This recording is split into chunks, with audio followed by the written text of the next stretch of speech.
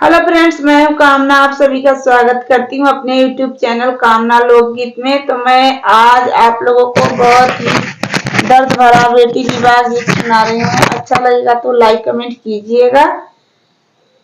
कौना स्टेशन बजवा बजा हई हो पापा, कौना स्टेशन बजवा बजा हई हो पापा, से के करा के आवा हई बरतिया हो पापा, से के करा के आवा हई बरतिया हो पापा।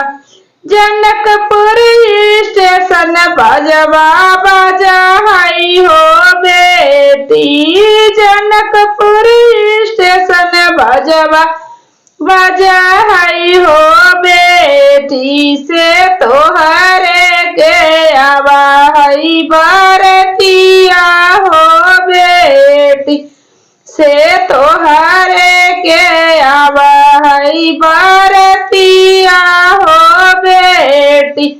सोने के पिजड़ा बनौता हो पापा, सोने के पिजड़ा बनौता हो पापा, ताही पिजड़ा हमके छुपावता हो पापा, ताही पिजड़ा हमके छुपावता हो पापा।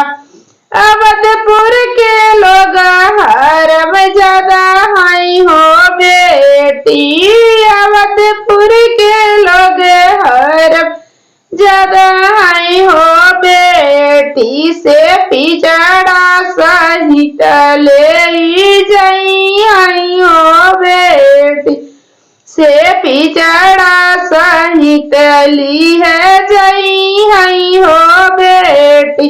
कवना नगरिया बजवा बजा हई हो चाचा, कवना नगरिया बजवा बजा हई हो चाचा, से के करा के आवा हई बरतिया हो चाचा, से के करा के आवा हई बरतिया हो चाचा।